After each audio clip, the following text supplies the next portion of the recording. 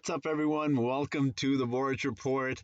So, today I want to talk about a couple of proposed trades that were surfacing last week about the Toronto Raptors trading for Bradley Beal and what those trades would look like. I will also talk about the pros and cons of acquiring Bradley Beal and what I think of these trades. But before I get into the details of the trade, I'm just starting up my channel. So, if you're new here, please hit the like button, subscribe to the channel. It really helps this channel grow. And you get a lot of Raptors content you won't see anywhere else. And you also get post-game analysis as well. So with that being said, let's have a look into some of these proposed trades. So taking a look at one of these proposed trades, you see we give up Malachi Flynn, Norman Powell, Pascal Siakam, and also 2 first-round picks in 2022 and 2024. And in return, we get Bradley Beal and Davis Bertans. And right off the bat, I don't like this trade for several reasons because Davis Bertans just signed a freshly new contract in the offseason for 5 years, $80 million. So he's making approximately about $16 million a year, which is what OG Anunoby's new contract will be paying him yearly, around there. So right off the bat, I don't like that because Davis Bertans, he's kind of struggling shooting the three this season compared to last season, but that's his only real asset. He's not a good defensive player. He's not young. He's also not a great rebounder. So you look at right there, three-point shooting, can't play defense, can't rebound.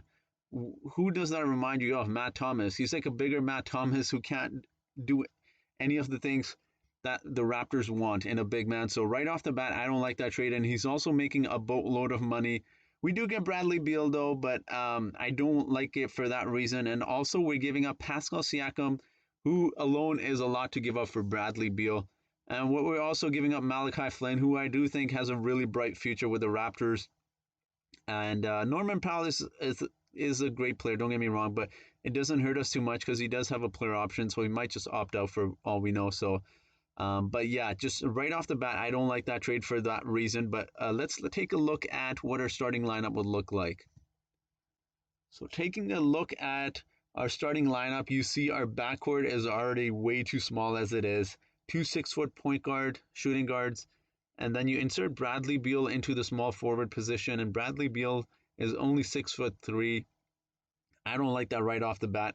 Our backcourt is small, and then you insert a small forward who's technically a shooting guard, but you have no option here unless you want to move one of the Lowry or Bradley to the bench, and I don't think that would happen. So we'd put these 3 guys all under 6'3" together. It would really hurt us size-wise, and we're already struggling to rebound.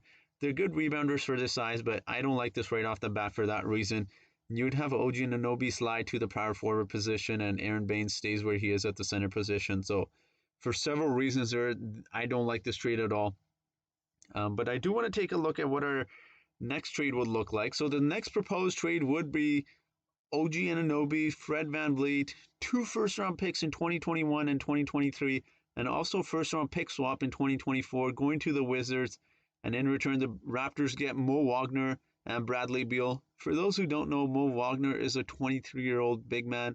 He's also 245 pounds, so he's got good weight on him, but he's not a great defensive player, and he's also not a great rebounder. So right off the bat, yes, he's a young player, but he doesn't fit the needs of the Raptors, and it doesn't really help us in that way. He can't really help us when we have to guard bigger players, bigger center players like Joel Embiid and the others. So this kind of hurts us right there too, but he is a young player with potential, so maybe the Raptors can turn him around. But if we were to take a look at the starting lineup, and I'm not going to lie, I'm not a big fan of that trade because we're giving up 2 of the 3 key pieces that we're supposed to build our future on.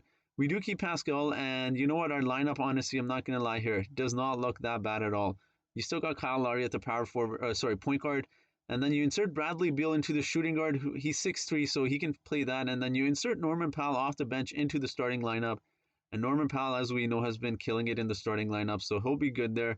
Pascal stays where he is in the power forward position. Baines stays where he is at the center. So Pascal and Bradley Beal, I feel like, would really complement each other's game a lot because you look at Pascal, mostly his scoring is done in the paint, and then Bradley Beal, who's also a great 3-point shooter, can create his own shot and also take some pressure off Pascal and can definitely help our offense. We've been struggling mightily offensively where we just have stagnant moments where we can't score, and Bradley Beal would definitely help us in that sense. And then I just feel like they're a really good combination there. If Pascal gets double teamed in the paint, he kicks it out to Bradley Beal, who can break down defenders, create his own shot, and get open looks for other guys or get his own point. So those two alone, I feel like would be a great combination. It really helps us. We do lose a lot, though. OG Anunoby is a great defensive player. We do lose some of his defense and his size. And of course, we lose our future point guard, but we do keep Malachi Flynn on the bench. We do lose Fred VanVleet, so huge losses. But personally, I wouldn't do any of these trades if you ask me. That's way too much to give up for Bradley Beal. And I understand you have to give up something for Bradley Beal. He's a leading NBA scorer. He's also someone that most teams want. Every NBA team across the league would want him. So you do have to give up quite a bit to acquire him. But I personally am not a fan of either of those trades. I do want to hear what you guys think, though. Let me know what you guys think in the comment section. Let me know if you think we should target some other players as well. So I will end this video right here, guys. Thank you so much for watching. Until next time.